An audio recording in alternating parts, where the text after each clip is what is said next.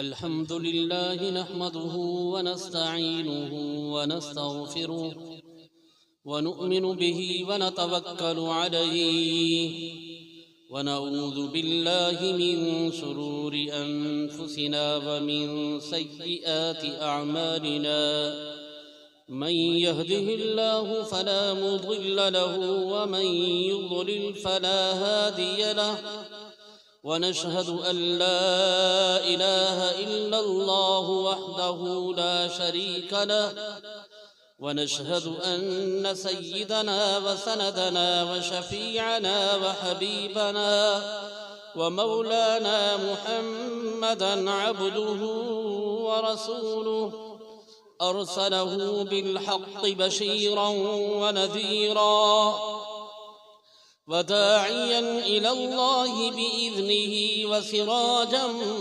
منيرا وصلى الله تعالى على خير خلقه محمد وآله وصحبه وبارك وسلم تسليما كثيرا كثيرا أما بعد فأعوذ بالله من الشيطان الرجيم بسم الله الرحمن الرحيم اقرأ باسم ربك الذي خلق خلق الإنسان من علق اقرأ وربك الأكرم الذي علم بالقلم علم الإنسان ما لم يعلم وقد قال تبارك وتعالى في مقام آخر إنا نحن نزلنا الذكر وإنا له لحافظون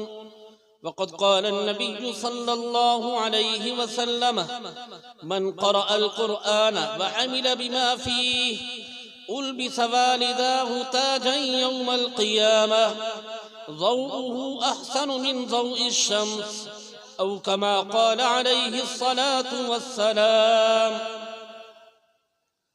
गिरामी क़द्र हाज़िरीन जलसा अज असां अल्लाह रब्बुल इज़्ज़त खे राज़ी करण जे लाइ अल्लाह रब्बुल इज़्ज़त जे घर में दस्तार फ़ज़ीलत की मुनासिबत सां जलसा सीरतुन नबी में कोट खमीसो खान हत्तार में क़ारी अब्दुल समद साहब की दावत ते हाज़िर थिया हूँ। दुआ है त अल्लाह रब्बुल इज़्ज़त असां समूरन जी हाज़िरी खे पंहिंजे बारगाह में मक़बूल ऐं मंज़ूर फरमाए। बयानात उलमा जा तफ़सीली ॿुधा बि विया आहिनि ऐं अॻिते बि मूंखां बाद बयानात थींदा। जमीयत उलमा इस्लाम ज़िला नौशहर फ़िरोज़ जा अमीर मुहतरम हज़रत मौलाना साईं अब्दुल रहमान साहब डंगराज स्टेज ते तशरीफ़ फरमा आहिनि। उन्हनि जो तफ़सीली बयान थींदो ऐं ॿाहिरां खां आयल बाक़ी महिमान जा बि बयान थींदा। इख़्तिसार सां चंद ॻाल्हियूं अर्ज़ कंदुसि। दुआ है त अल्लाह रब्बुल इज़्ज़त मूंखे सही सम्झाइण जी तौफ़ीक़ अता फ़रमाए।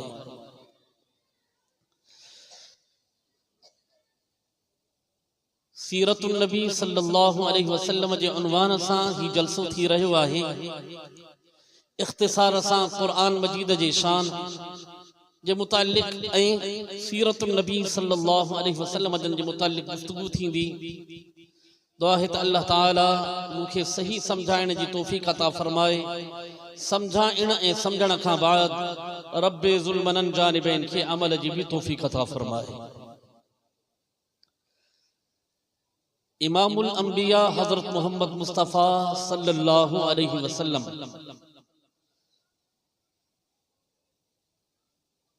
जन जी जिंदगी मुबारक जो पहिरियों हिस्सो नबूवत मिलण खां पहिरियों हिस्सो साईं जन जो मामूल मुबारक हूंदो हो। अल्लाह रब्बुल इज़्ज़त जी ख़लवत में वेही इबादत कंदा हा।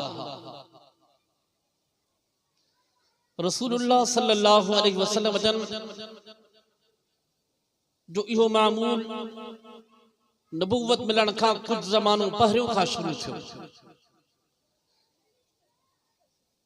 साईं जन जे ला उम्मुल मुमिनीन बीबी खदीजतुल कुबरा रज़ियल्लाहु ताला अन्हा ज़ाद राह तैयार कंदी ही, खाइण ऐं पीअण जूं अशिया तैयार कंदी ही ऐं उनखे उठड़ीअ ते रखंदी ही। उठड़ीअ ते रखण खां बाद साईं जन खे इत्तला कंदी ही त साईं ज़ाद राह तैयार आहे, अवां भल सफ़र शुरू फरमायो। रसूलुल्लाह सल्लल्लाहु अलैहि वसल्लम जन उठड़ीअ ते सवार थी करे गारे हिरा जे तरफ तशरीफ फरमा थींदा हा। बुखारी शरीफ की रिवायत आहे जंहिंमें ही अल्फाज आहिनि फयतहन्नसु फी। एक वडो मुहद्दिस अल्लामा इब्न शिहाब ज़ुहरी रहमतुल्लाह अलैह गुज़रिया आहिनि। अल्लामा इब्न शिहाब ज़ुहरी रहमतुल्लाह अलैह फयतहन्नसु फी ते इदराज पंहिंजो बयान कयो आहे, यानी इन हदीस जे इन अल्फाज मुबारक जो तफसीर कयो आहे वहुव तअब्बुदुल लयाली ज़वातिल अदद सा। तहन्नुस यो इबादत करण आहे ॻाणाठियूं रातियूं। रसूलुल्लाह सल्लल्लाहु अलैहि वसल्लम जन जो मामूल हूंदो हो, ॻाणाठियूं रातियूं गारे हिरा में अल्लाह रब्बुल इज़्ज़त जी इबादत में मसरूफ़ हूंदा हा ऐं उहे ॾिहाड़ा पूरा थींदा हा, वापस घर तशरीफ फरमा थींदा हा, वरी मामूल मुताबिक गारे हिरा जो सफ़र फरमाईंदा हा। इन जे सफ़रन दौरान एक ॾींहुं रसूलुल्लाह सल्लल्लाहु अलैहि वसल्लम जन अल्लाह रब्बुल इज़्ज़त जे इबादत में मसरूफ़ हा। जनाबे जिब्रील अमीन रसूलुल्लाह सल्लल्लाहु अलैहि वसल्लम जन जे खिदमत अक़दस में अची हाज़िर थियो। हाज़िर थी करे अर्ज़ करण लॻो इक़रा या मुहम्मद, ए मुहम्मद मुस्तफ़ा सल्लल्लाहु अलैहि वसल्लम पढ़ो। रसूलुल्लाह सल्लल्लाहु अलैहि वसल्लम जन जवाबन फरमायो मा अना बिक़ारी, यानी के उस्ताद जे आॾो गोॾा भञी मां इल्म हासिल न कयो आहे। नबीअ जो इहो शान, इहो मक़ाम आहे, इहो कमाल आहे त इंसाननि मझां उनजो को उस्ताद न हुजे ऐं उम्मतीअ जे लाइ इहा शइ मअयूब आहे, इहो नुक़्स आहे, ऐब आहे जो बग़ैर उस्ताद जे हुजे। नबीअ जो कमाल आहे त उनजो को उस्ताद न हुजे ऐं उम्मतीअ जे लाइ इहा शइ मअयूब आहे त बग़ैर उस्ताद जे हुजे। रसूलुल्लाह सल्लल्लाहु अलैहि वसल्लम जन जे इन ये जवाब ते जिब्रील अमीन अॻिते वधियो, साईं जन के भाकुर पाए ज़ोर ॾेई करे छॾे वरी अर्ज़ कई इक़रा। रसूलुल्लाह सल्लल्लाहु अलैहि वसल्लम जन जो साॻियो जवाब हो मा अना बिक़ारी। वरी ॿीहर भाकुर पाए ज़ोर ॾेई करे छॾे वरी अर्ज़ कई इक़रा। साईं जन जो साॻियो जवाब हो मा अना बिक़ारी। टियों दफ़ो भाकुर पाए ज़ोर ॾेई करे छॾे अर्ज़ करण लॻो इक़रा बिस्मि रब्बिकल लज़ी ख़लक़ ख़लक़ल इंसान मिन अलक़ इक़रा वरब्बुकल अकरमुल लज़ी अल्लम बिल क़लम अल्लमल इंसान मा लम यअलम। ये जेके आयतूं मां आगाज़ में तिलावत कयूं या रसूलुल्लाह सल्लल्लाहु अलैहि वसल्लम जन ॾांहुं पहिरीं वही मुबारक आई। साईं जन खे जिब्रील अमीन भाकुर पाए ज़ोर ॾेई छो छॾे पियो?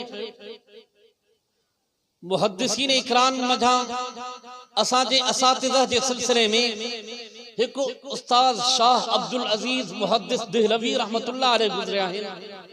उहे फरमाइनि था पिया त जीअं तसव्वुफ़ जी निस्बतुनि मझां चार निस्बतूं आहिनि, इन चइन निस्बतुनि मझां चौथी निस्बत हासिल करण जे लाइ यानी निस्बत इत्तिहादीअ जे ख़ातिर रसूलुल्लाह सल्लल्लाहु अलैहि वसल्लम जन खे बार बार भाकुर पाए करे जिब्रील अमीन छॾे पियो। निस्बत इनकासी, निस्बत इल्काई, निस्बत इस्लाही ऐं निस्बत इत्तिहादी, ये चार निस्बतूं आहिनि। सलसिले तसव्वुफ़ में उलमा समझी सघनि था इन ॻाल्हि खे ऐं जंहिंजो तसव्वुफ़ सां शग़फ़ आहे उहे बि इन शइ खे समझी सघनि था त इहे चार निस्बतूं आहिनि। या चौथी निस्बत निस्बत इत्तिहादी क़ाइम करण जे लाइ जनाबे जिब्रील अमीन रसूलुल्लाह सल्लल्लाहु अलैहि वसल्लम जन खे बार बार भाकुर पाए ज़ोर ॾेई करे छॾे रहियो। बहरहाल जॾहिं जिब्रील अमीन ये आयत मुबारक तिलावत कयूं उन खां बाद रसूलुल्लाह सल्लल्लाहु अलैहि वसल्लम जन इन आयत मुबारक की तिलावत फरमाई। जॾहिं साईं जन इन आयत मुबारक की तिलावत फरमायो जनाब जिब्रील अमीन वापस रवानो थी। रसूलुल्लाह सल्लल्लाहु अलैहि वसल्लम भी वापस घर तशरीफ फरमा थिया। गारे हिर्रा जे फासिले ऐं साईं जन जे घर मुबारक जे दरमियान जेको फासिलो हुआ यो तक़रीबन 90 किलोमीटर ते मुहीत आहे।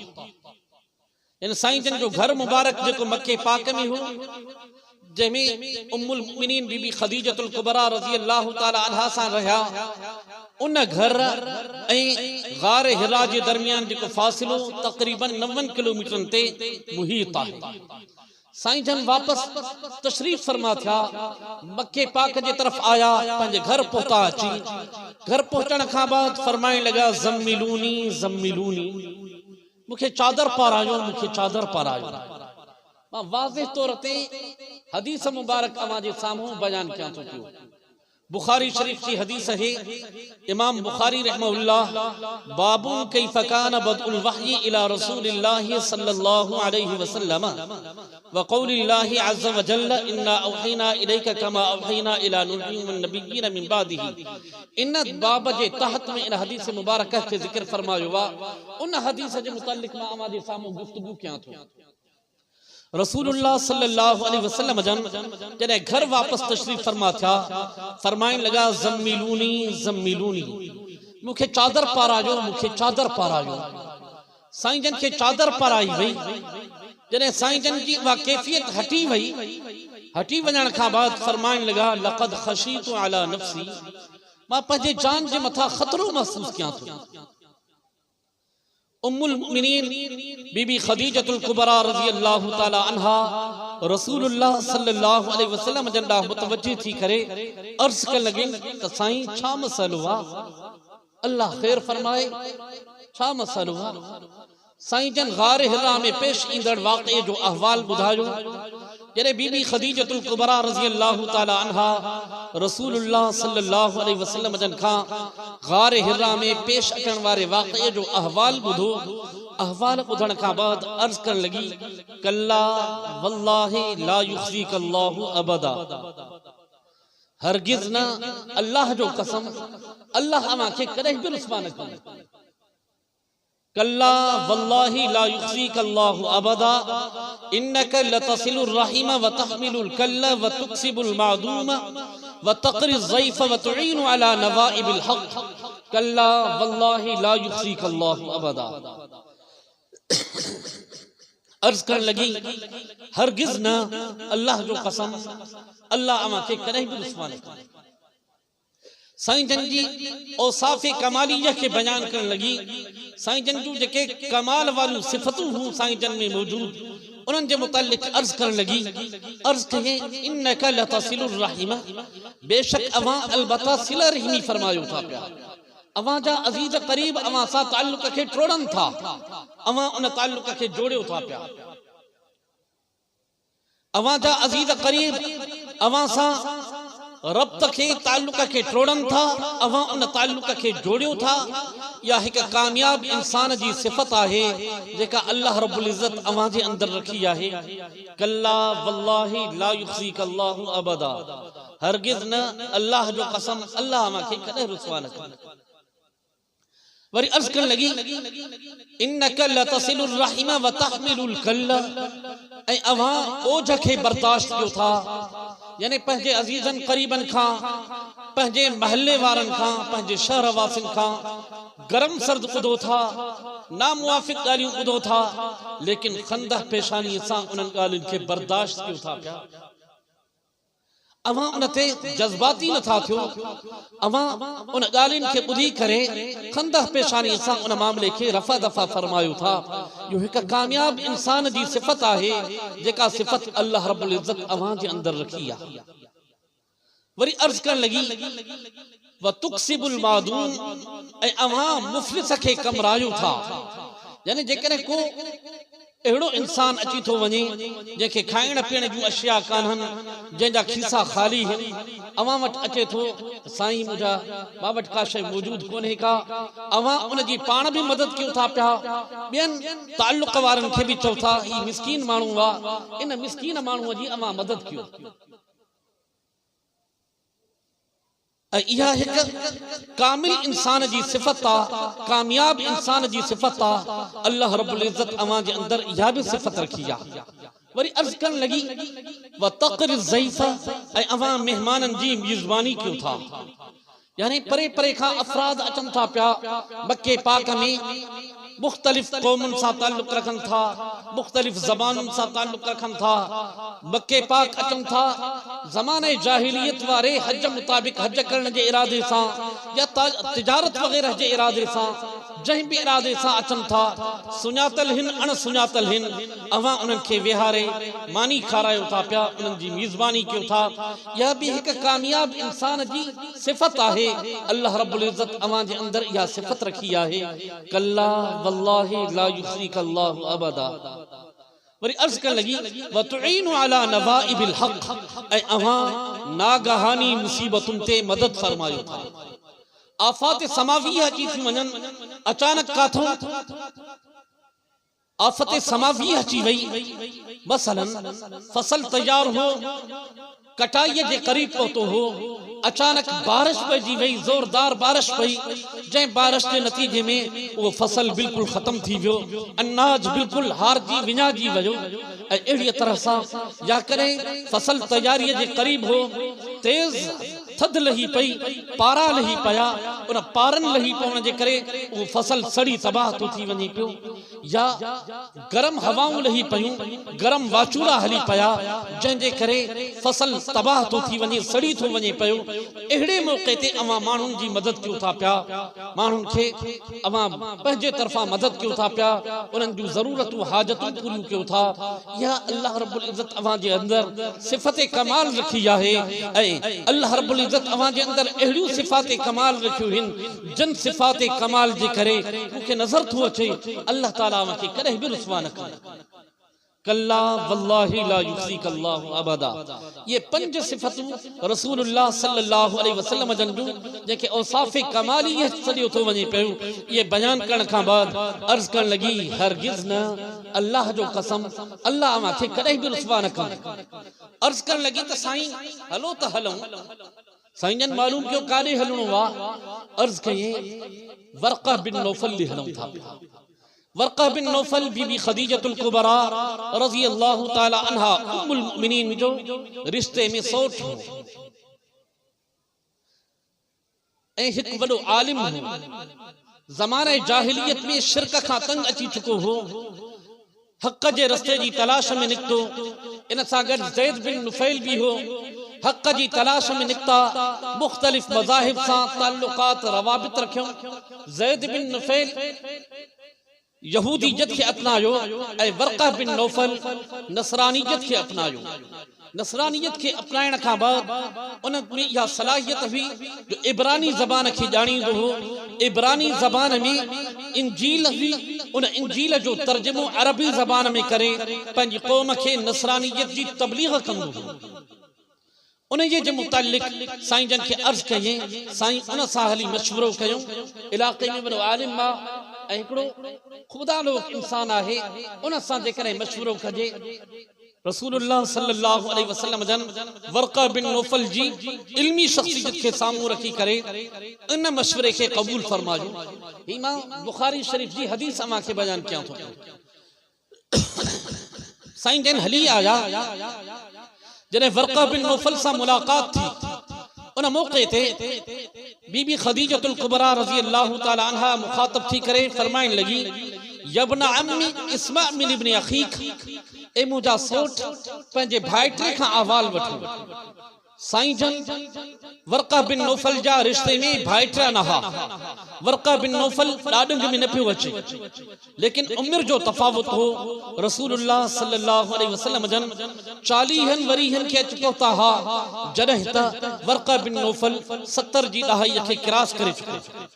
पोड़ पई उन जे मथां इन जे उम्र जे तफावत जे करे चाटे ऐं भाइटे वारी निस्बत सां बीबी ख़दीजतुल कुबरा रज़ी अल्लाहु ताला अन्हा मुखातब थी।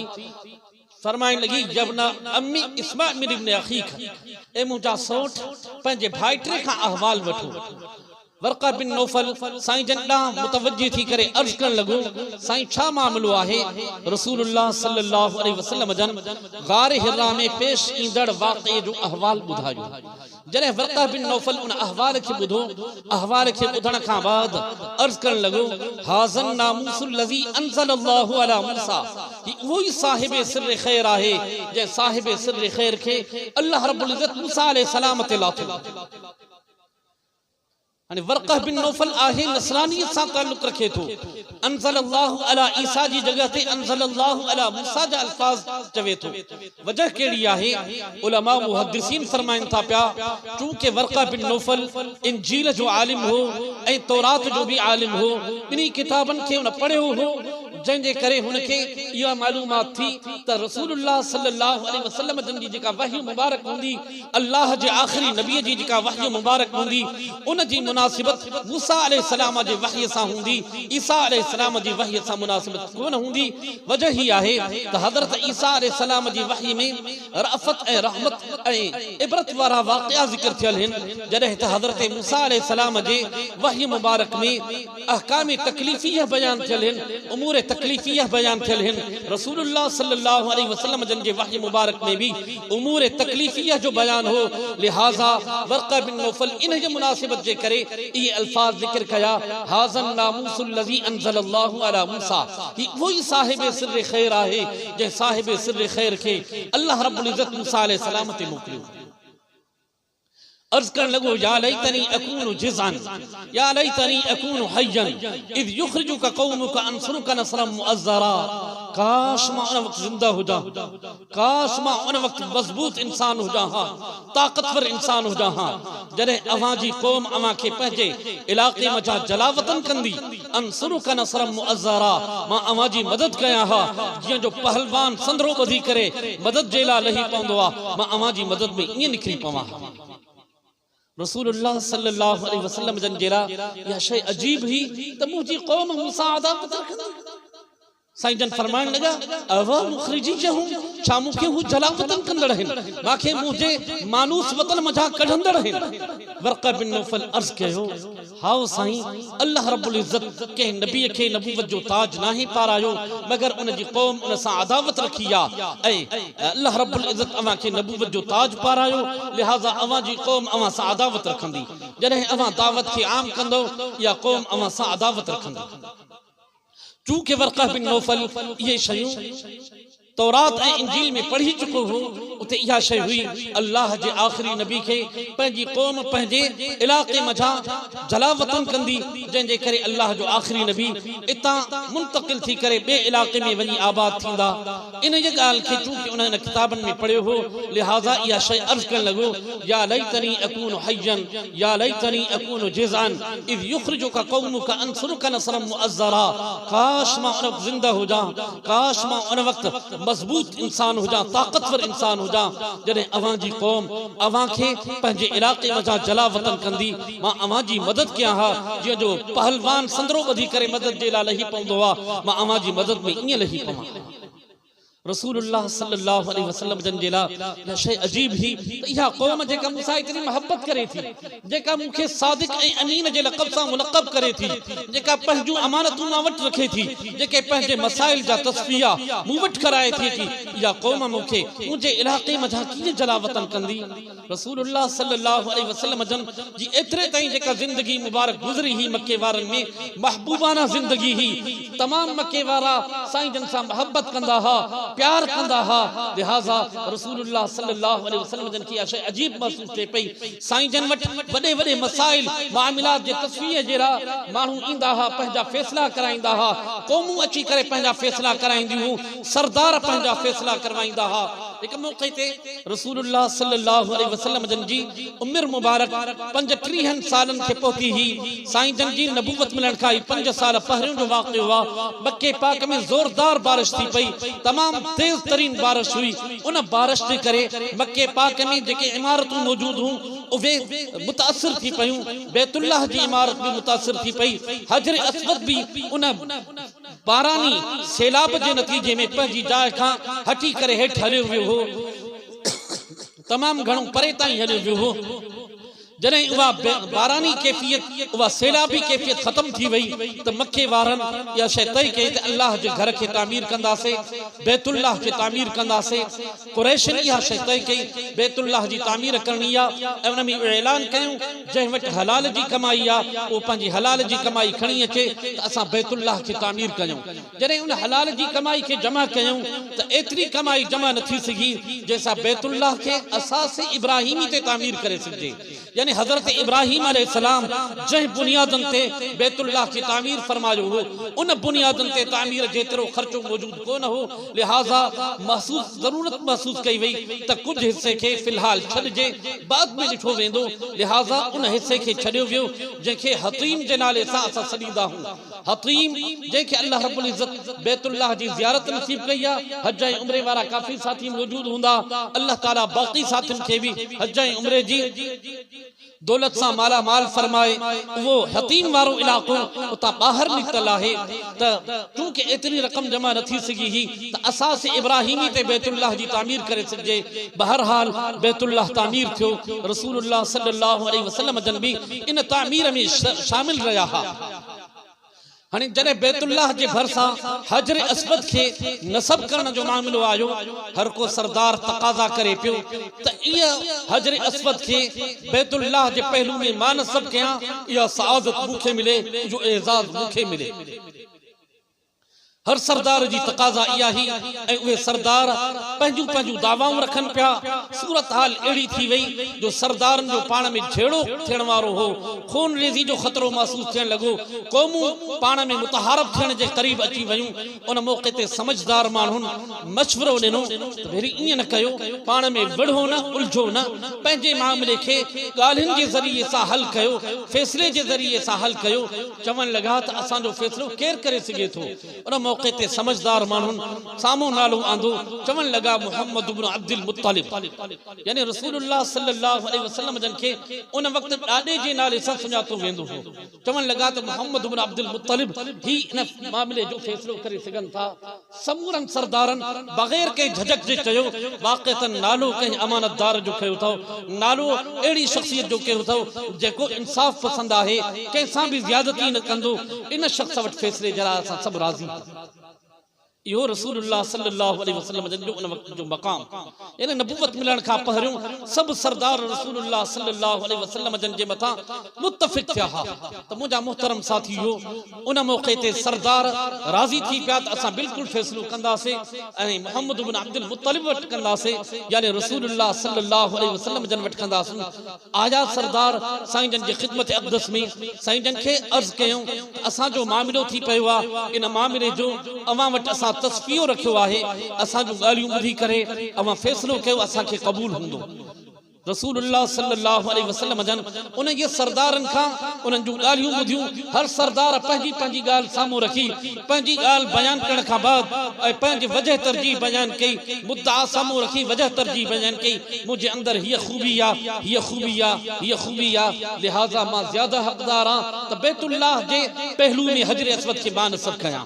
ॿिए सरदार बि इहा ॻाल्हि कई, टे सरदार बि पंहिंजी ॻाल्हि कई, पंहिंजी वजह तरजीह बयान कई त मुंहिंजी हेतिरी क़ौम आहे, मुंहिंजा जंगजू हेतिरा आहिनि, मूं में ही सलाहियतूं मौजूद आहिनि, लिहाज़ा मूं हक़दार आहियां त हजर अस्वद खे बैतुल्लाह जे पहलू में नसब मां कयां। समूरनि सरदारनि जूं ॻाल्हियूं ॿुधण खां बाद साईं जन फ़ैसिलो फरमायो, सुभाणे सभ खां पहिरियों जेको बैतुल्लाह जे क़रीब अची पहुचंदो उहो हक़दार आहे त बैतुल्लाह जे पहलू में हजर अस्वद खे नसब करे। अॻियो ॾींहुं थियो, सभ खां पहिरियों पहुचण वारी शख़्सियत इमामुल अंबिया हज़रत मोहम्मद मुस्तफ़ा सल्लल्लाहु अलैहि वसल्लम जन जी, जनाब रसूल अकरम सल्लल्लाहु अलैहि वसल्लम जन जॾहिं सभ खां पहिरियों पहुता त काल्ह वारे फ़ैसिले जे मुताबिक़ हक़ त ही हुयो त रसूलुल्लाह सल्लल्लाहु अलैहि वसल्लम जन हजर अस्वद खे बैतुल्लाह जे पहलू में नसब फरमाए। लेकिन इन न कयाऊं, इंतजार कयूं, सब सरदार इंदा वया, हर को जने पहुतो अची, पहुचण खां बाद हर को इहा शइ चवण लॻो त हक़ वाक़िअतन मोहम्मद बिन अब्दुल मुत्तलिब जो आहे, त उहे रखन हजर अस्वद के बैतुल्लाह जे पहलूअ में नसब कन। साईं जन ईअं न कयो, बल्कि साईं जन पंहिंजी रहमत वारी चादर मुबारक विछाए करे हजर अस्वद के सोरे करे उन जे मथां रखियऊं। रखण खां बाद समूरन सरदारन के सॾे वरतऊं, हली अचो तव्हां सभु, अचो हिन चादर जे कुंडन के पासन के पकड़ियो, इन के पकड़े करे खणी हलो हजर अस्वद के उते बैतुल्लाह जे पहलूअ में नसब क्यों था। हरी रसूलुल्लाह सल्लल्लाहु अलैहि वसल्लम जन इन तरह सा उन सरदारन जे उन फैसले जो इन जरगे जो तनाज़ुए जो फैसलो फरमायो। सब सरदार राजी थी विया, हर को चवे पियो त हजर अस्वद के बैतुल्लाह जे पहलूअ में नसब मां कयो आहे। इन तरह से रसूलुल्लाह सल्लल्लाहु अलैहि वसल्लम जन सरदारन के दरमियान फैसलो फरमायो हो। लिहाजा साईं जन जे लाइ इहा शइ अजीब ही, या कौम जेतरी जेका एतरी मोहब्बत करे थी, या कौम मूंसां अदावत कंदी। लिहाजा रसूलुल्लाह सल्लल्लाहु अलैहि वसल्लम जन इन सोच इन फिक्र में रहा, वही मुबारक रुकल रही। फतरतुल वही खां बाद में जॾहिं नई वही मुबारक आई, कुरान मजीद जो ये पहिरियों आयतूं नाज़िल थियूं, उन खां बाद जेके ॿी वही मुबारक आई, रसूलुल्लाह सल्लल्लाहु अलैहि वसल्लम जन मक्के पाक में मौजूद हा। जिब्रील अमीन आसमान खां हेठ लहंदो पियो अचे, उफ़क़ में हुयो, उन ते नज़र पई रसूलुल्लाह सल्लल्लाहु अलैहि वसल्लम जन जी। ॾिठो त ही त वही शख़्सियत आहे जेका गार हिरा में आई। जिब्रील अमीन आयो, रसूलुल्लाह सल्लल्लाहु अलैहि वसल्लम जन जे आॾो वही मुबारक की पेश कई। या अय्युहल मुद्दसिर कुम फअंज़िर व रब्बक फकब्बिर व सियाबक फतहिर व रुज्ज़ फहजुर।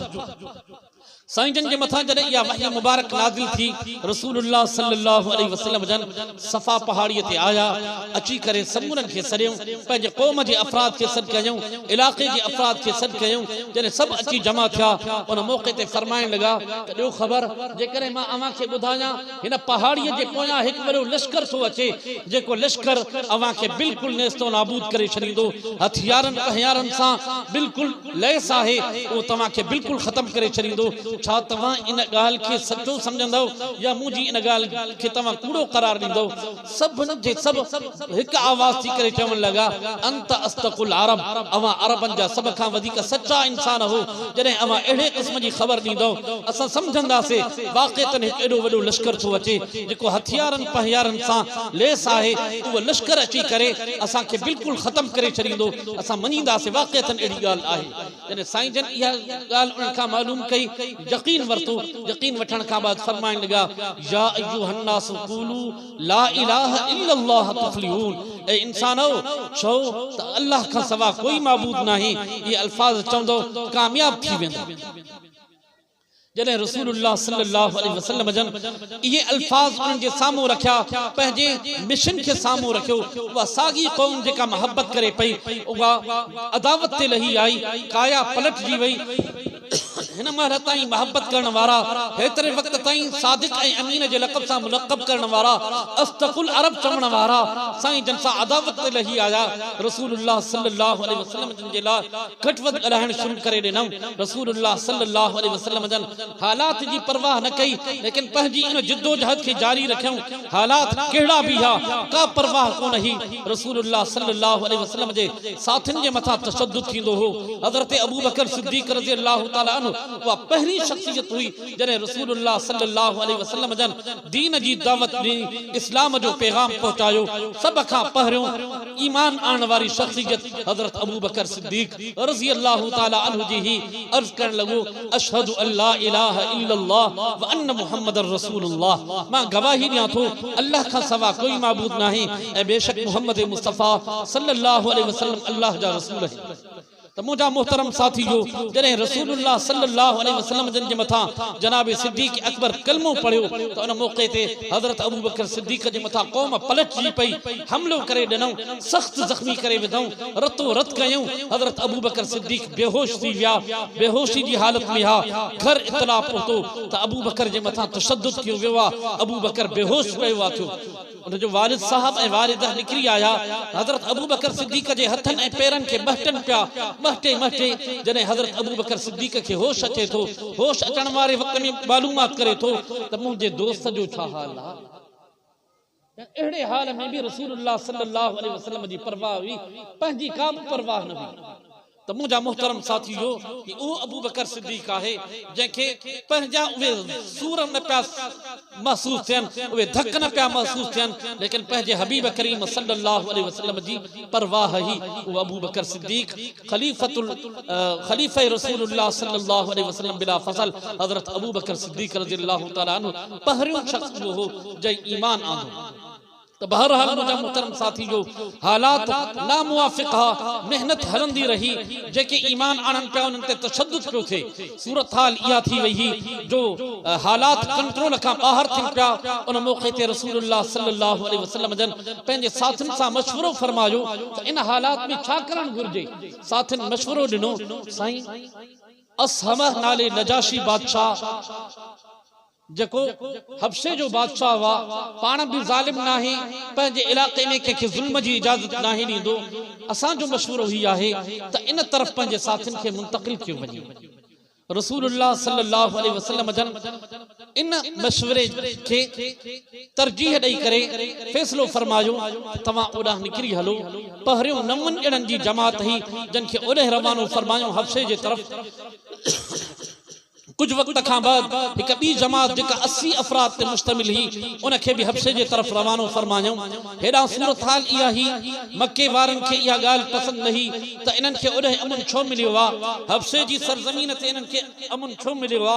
मक्के जे सरदारन वेही करे पाण में मुशावरत कई, मुशावरत में हबशे सामू आई त असहमह नजाशी ॾांहुं तोहफ़ा भी उमाणियो ऐं उनखे पैगाम भी ॾेई मोकिलियो त असांजे इलाके मथां कुछ तखरीबकार क़िस्म जा माण्हू अवां जे इलाके में आया आहिनि। अवां उन्हनि खे पंहिंजे इलाके में अमुन न ॾियो, पनाह न ॾियो, उन्हनि खे पंहिंजे इलाके मथां कढी छॾियो।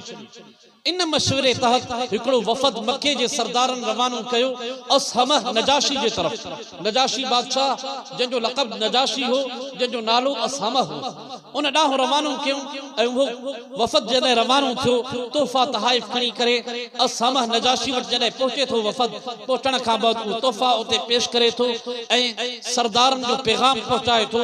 सरदारन जे पैगाम मिलण खां बाद रसूलुल्लाह सल्लल्लाहु अलैहि वसल्लम जन जे सहाबा जे मुतलिक जॾहिं हुन पैगाम अहिड़े क़िस्म जो ॾिनो त असांजे इलाके मथां कुछ तखरीबकार क़िस्म जा माण्हू अवां जे इलाके ॾे निकिरी आया आहिनि। अवां उन्हनि खे पंहिंजे इलाके में अमुन न ॾियो, पनाह न ॾियो, उन्हनि खे पंहिंजे इलाके मथां कढी छॾियो। उन मौक़े ते नजाशी बादशाह उन्हनि जी इहा ॻाल्हि ॿुधण खां बाद जवाब ॾिए थो, अवां जी मुद्दा मां ॿुधम ऐं अॻी धुर जी मां मुद्दा ॿुधां, उन्हनि जो अहवाल मूंखे मालूम नाहे। जॾहिं उन्हनि जो अहवाल मालूम थींदो उन खां बाद मां अव्हां खे को जवाब ॾेई सघंदुसि। नजाशी बादशाह रसूलुल्लाह सल्लल्लाहु अलैहि वसल्लम जे सहाबा ॾांहुं पैगाम मोकिलियो। वो पैगाम जॾहिं उन्हनि वटि पहुतो त हू आया अची पंहिंजी हाल अहवाल करण जे लाइ नजाशी बादशाह उन्हनि खां अहवाल वरितो त अवां पंहिंजे इलाके मथां छाजे करे हेॾे आया हो, छा मामला थियनि। उन मौक़े ते हज़रत जाफ़र रज़ियल्लाहु ताला अन्हु खे मुतकल्लिम इस्लाम बणायो वियो। हज़रत जाफ़र रज़ियल्लाहु ताला अन्हु इस्लाम जे मुतालिक बयान फरमायो, इस्लाम जो आफाकी प्रोग्राम समझायो, रसूलुल्लाह सल्लल्लाहु अलैहि वसल्लम जे बेसत के मुतालिक अहवाल बुधायो। जॾहिं नजाशी बादशाह अहवाल बुधो उन जे दिल जे मथा उन अहवाल असर कयो। असर जो नतीजो इहो निकतो, उन वफ़द के जवाब दे थो पियो जेको वफ़द आयो हो। उन्हनि खे चवे थो ही तोहफ़ा वापस वठो ऐं मक्के जे सरदारन खे मुंहिंजो पैगाम ॾियो, हिननि खे मां पंहिंजे इलाके में अमुन ॾिनो वा, जेतिरे वक़्त ताईं हिते रहण चाहींदा रही सघनि था, मां पंहिंजे इलाके मथां हिननि खे कोन कढंदुसि। तोहफ़ा अवां पंहिंजा वापस वठो। अॻिते हली रसूलुल्लाह सल्लल्लाहु अलैहि वसल्लम जन मक्के पाक में मेहनत फरमाए रहा हा। सूरत हाल अहिड़ी थी वई जो दारे नदवह में मशवरा शुरू थी विया। रसूलुल्लाह सल्लल्लाहु अलैहि वसल्लम जन खे मंज़र तां हटाइण जे लाइ कंहिंजो मशवरो इहो हो त मंज़र तां हटायो वञे, कंहिंजो मशवरो इहो हो त जलावतन कयो वञे, कंहिंजो मशवरो कहिड़ो हो, कंहिंजो मशवरो कहिड़ो हो। इन जी सूरत हाल में अल्लाह रब्बुल इज़्ज़त जनाब जिब्रील अमीन खे हुकुम फरमायो त रसूलुल्लाह सल्लल्लाहु अलैहि वसल्लम जन खे पैगाम ॾियो त हाणे हितां रवाना थी वञनि।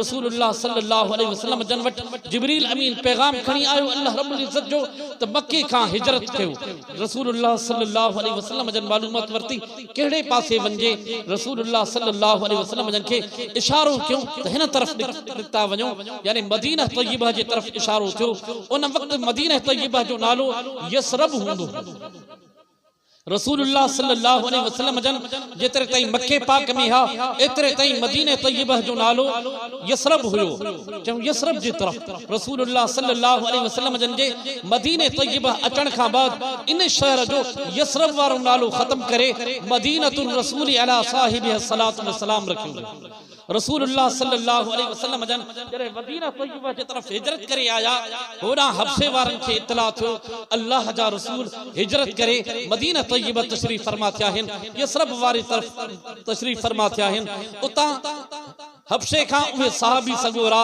निकरण चाहियो इजाजत वरतम अची हबशी बादशाह खां हबशे जे बादशाह असहम नजाशी वट आया उन जो मेहरबानी मञूं एहसान ऐं शुक्रियो मञूं ऐं उन खां इजाजत तलब कयूं त असां वञूं था पिया पुछा के काॾे वञूं था छा मसइलो आहे ॿुधायो वियो त अल्लाह जे नबी हिजरत कई आहे यसरब जे तरफ़ रवाना थी विया आहिनि असां ओॾे वञूं था पिया उन ख़ुशीअ सां इजाजत ॾिनी इजाजत वारे मौक़े ते हिकिड़ो वफ़द तैयार कयईं उन जो ताल्लुक़ नसरानियत सां हो असमा नजाशीअ जो ताल्लुक़ नसरानियत सां हो इजाजत वारे मौक़े ते हिकिड़ो वफ़द तैयार कयईं 70 उलमा ऐं मशाइख़ ते मुश्तमिल हिकिड़ो वफ़द तैयार कयईं उन 70 उलमा ऐं मशाइख़ में 62 जो ताल्लुक़ हबशे सां हो 8 जो ताल्लुक़ शाम सां हो उन उलमा ऐं मशाइख़ खे मख़सूस क़िस्म जो आलिमाना ऐं मशाइख़ वारो उहो लिबास पातल हो आया हबशी बादशाह खां पंहिंजो पैगाम वठी करे रवाना थिया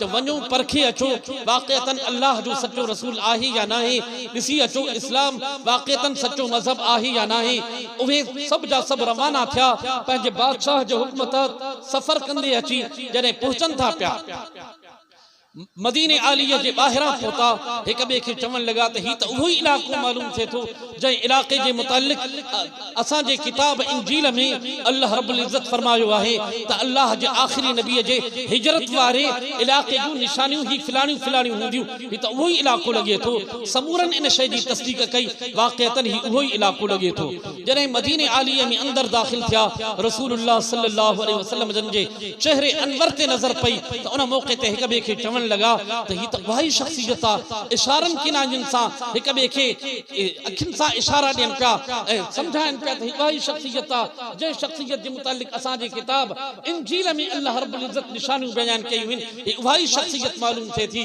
उन मौके ते जडे उन के इत्मीनान थियो रसूलुल्लाह सल्लल्लाहु अलैहि वसल्लम जन सा गुफ्तगू कयूं रसूलुल्लाह सल्लल्लाहु अलैहि वसल्लम जन का इस्लाम जे मुतालिक सवालात कयूं जडे सवाल जवाब थिया सवालन जवाबन का बाद इत्मीनान क़ल्बी थी पयो 70 जे 70 उन या उलमा ए मशाइख के उन मौके ते रसूलुल्लाह सल्लल्लाहु अलैहि वसल्लम जन के अर्ज करन लगा साईं अल्लाह रब्बुल इज्जत अवाडां जेका वही मुबारक मोकलिया ओ आसा के पढ़ी बुधायो उन मौके ते रसूलुल्लाह सल्लल्लाहु अलैहि वसल्लम जन सूरत यासीन के तिलावत फरमायो यासीन वल कुरानिल हकीम इन्नका लमिनल मुरसलीन अला सिरातिल मुस्तकीम जने सूरत यासीन के साईं जन तिलावत फरमाइन पिया उन मौके ते उन 70 जे 70 उलमा मशाइख जे अखिन मजा नीर वही रहा हा सब जा सब रोई रहा हा अल्लाह रब्बुल इज्जत उन वाक़े के कुरान मजीद में हिन अल्फाज से नकल फरमायो व इदा समिउ मा उनज़िल इला रसूल तरा अयुनहुम तफीद मिन अद-दम'i मिम्मा अरफू मिन अल-हक़ यक़ूलून रब्बना आमन्ना फक्तुबना मअ अश-शाहिदीन वमा लना ला नु'मिनु बिल्लाहि वमा जाअना मिन अल-हक़ व नतमउ अन युदखिलना रब्बुना मअ अल-क़ौमि अस्सालिहीन अल्लाह रब्बुल इज्जत उन वाक़े के हिन तरह बयान फरमायो ए जरे ॿुधाऊं उन वही मुबारक के जेका नाज़िल कई वही रसूल करीम सल्लल्लाहु अलैहि वसल्लम जन्ला मोहम्मद करीम सल्लल्लाहु अलैहि वसल्लम जन्ला तरा अयुनहुम ए मोहम्मद मुस्तफा सल्लल्लाहु अलैहि वसल्लम अवा उनन जे अखिन के ॾिठो तफीज़ मिन अद-दम'i वहाइन पयूं ॻोढ़न मजा हिन ॻाल्हि जे करे जो सुञातो हक़ खे यक़ूलून रब्बना आमन्ना फक्तुबना मअ शाहिदीन। ऐ चवण लगा त एर असांजा रब असां ईमान आंदोसूं, असांखे भी लिख गवाहन मज।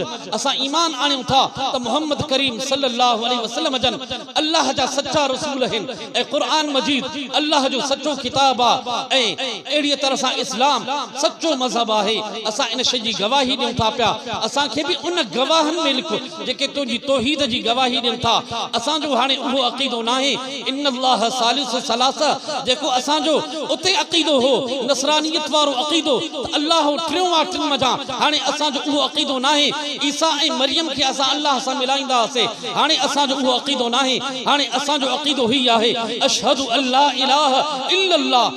असां गवाही ॾियूं था, मां गवाही ॾियां थो त कोई माबूद न आहे मगर अल्लाह अकेलो आहे ऐं मोहम्मद मुस्तफ़ा सल्लल्लाहु अलैहि वसल्लम अल्लाह जो सच्चो रसूल आहे। इन शइ जी असां गवाही ॾियूं था। जॾहिं उन्हनि उते ईमान आंदो अल्लाह रब्बुल इज़्ज़त इन वाक़े खे बयान फरमायो। जॾहिं इहे उतां वापसि रवाना थियनि पिया मदीने तय्यबह में मौजूद हा। मदीने तय्यबह में यहूदी आबाद हा। यहूदी उन्हनि खे चवण लगा त छा थी पियो तव्हांखे, तव्हांजे मथां इन जे शख़्स जे जादू असर करे छॾियो, तव्हां पंहिंजे मज़हब तां हथ खणी वियो। सिर्फ़ एतिरी ॻाल्हि में इन थोरे मामले में तव्हां हथ खणी वियो। असांजे मथां त उन जे जादू असर न कयो आहे, असां त उन जे कंट्रोल में न अची सघिया हूं। तव्हां कीअं उन जे कंट्रोल में अची वियो? उन्हनि खे जवाबनि चवनि था वमा लना ला नुमिनु बिल्लाह वमा जाअना मिनल हक़ वनतमउ अन युदखिलना रब्बुना मअल क़ौमि सालिहीन। असांजे लाइ कहिड़ी रुकावट आहे त असां अल्लाह सां ईमान छो न आणियूं? वमा लना ला नुमिनु बिल्लाह वमा जाअना मिनल हक़। ऐं असां उन शइ सां छो न ईमान आहियूं जेका असां वटि अची चुकी आहे हक़ मझां मोहम्मद करीम सल्लल्लाहु अलैहि वसल्लम ते असां ईमान छो न आणियूं? क़ुरान ते असां ईमान छो न आणियूं? ऐं असां इस्लाम खे सच्चो मज़हब छो न क़रार ॾियूं? वमा लना ला नुमिनु बिल्लाह वमा जाअना मिनल हक़ वनतमउ अन युदखिलना रब्बुना मअल क़ौमि सालिहीन। ऐं असां उम्मीद रखूं था, असां लालच रखूं था, तमा रखूं था त असांजो रब असांखे नेकनि जी जमात में शामिल कंदो। मुंहिंजा मुहतरम साथीजो इहो जवाब ॾेई करे रवाना थिया। होॾे असहम नजाशी मुंतज़िर हो कहिड़ो पैगाम थो अचे, छा पैगाम खणी था अचनि। मुंतज़िर हो, ॾींहं गुज़रंदा रहनि पिया, इंतज़ार जी शिदत वधंदी पई रहे। जॾहिं वापसि अची पहुचनि था असहम नजाशी अॻिते निकिरी अचे थो, निकिरी अची इस्तक़बाल करे थो। इस्तक़बाल करे उन्हनि खां पुछा करे थो ॿियो हाल हवाल छा परखे आयो? जवाब ॾियनि था हक़ खे परखे आयासीं, सच खे परखे आयासीं। वाक़िअतन अल्लाह जो सच्चो रसूल आहे, वाक़िअतन इस्लाम सच्चो मज़हब आहे, वाक़िअतन क़ुरान सच्चो किताब आहे। असां हक़ खे परखे आया आहियूं। मुंहिंजा मुहतरम साथियो उन मौक़े ते असहम नजाशी उन्हनि खे गवाह बणाए करे चयो त तव्हां गवाह बणिजो त मां बि गवाही ॾियां थो अल्लाह खां सवा कोई माबूद न आहे। मां बि गवाही ॾियां थो मोहम्मद करीम सल्लल्लाहु अलैहि वसल्लम अल्लाह जा सच्चा रसूल आहिनि। मुंहिंजा मुहतरम साथियो इहो आहे मक़ाम रसूलुल्लाह सल्लल्लाहु अलैहि वसल्लम जन लाइ जेका ही वही मुबारक आई, ही क़ुरान मजीद आयो। अज़मत क़ुरान जे मुतल्लिक़ अवां जे आलू अर्ज़ करे रहियोसि। इहो इन क़ुरान मजीद जी अज़मत ऐं वक़ार हो जंहिंजे करे उन 70 जे 70 उलमा मशाइख़ जे अखियुनि मझां नीर वही रहिया हा, सभु जा सभु रोई रहिया हा। क़ुरान मजीद उनखे नक़ल कयो आहे त मुंहिंजा मुहतरम साथियो असहम नजाशी बादशाह उते ईमान थो आणे, इस्लाम खे क़बूल करे थो।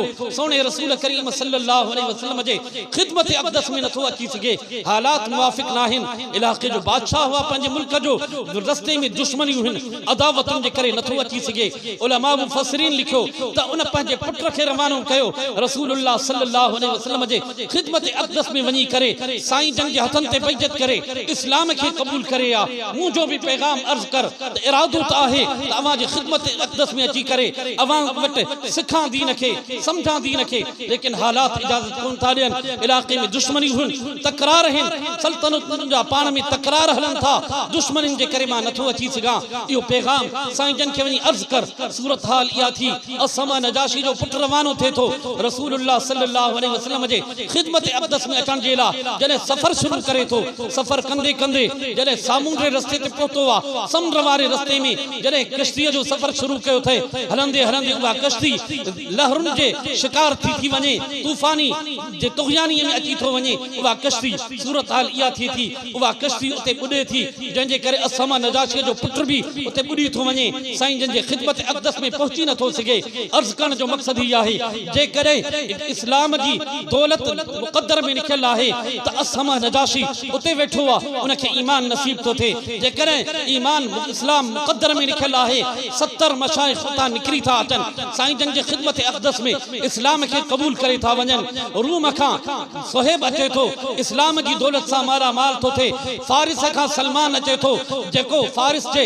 बादशाह घराणे राम हुर्मुज़ सां ताल्लुक़ रखे थो साईं जंहिंजे ख़िदमत अक़दस में अची करे इस्लाम खे क़बूल करे थो जे करे ईमान जी दौलत मुक़द्दर में लिखियल आहे त बिलाल हब्से खां सफ़र करे अची करे साईं जंहिंजे ख़िदमत अक़दस में पहुची इस्लाम जी दौलत सां मारा माल थिए थो जे करे मुक़द्दर में इस्लाम नाहे लिखियल त पंहिंजे शहर वासी पंहिंजे इलाक़े वासियुनि खे बि उहा इस्लाम जी दौलत नसीब नथी थिए तक़सीम रब पाक जे तरफ़ां आहे मुंहिंजा मुहतरम साथियो ये क़ुरान मजीद जो अज़मत जे मुतल्लिक़ अवां जे आलो अर्ज़ कयो सोने रसूल करीम सल्लल्लाहु अलैहि वसल्लम जे मथां जेका पहिरीं ऐं ॿी वही मुबारक आई इन क़ुरान मजीद जी इन जे मुतल्लिक़ अर्ज़ कयो टाइम काफ़ी थी वियो आहे उलमा मौजूद आहिनि बयानात उन्हनि जा बि थींदा आहिनि इंशाअल्लाह ज़िंदगी रही त हाफ़िज़ क़ुरान जी फ़ज़ीलत ते बि गुफ़्तगू कबी ऐं बाक़ी मज़ामिन ते इंशाअल्लाह गुफ़्तगू थींदी बस जेको कुछ मां चयो अल्लाह तबारक व तआला मक़बूल ऐं मंज़ूर फरमाए अल्लाह ताला हिन ॻोठ जे मथां पंहिंजो ख़ासि फज़ल फरमाए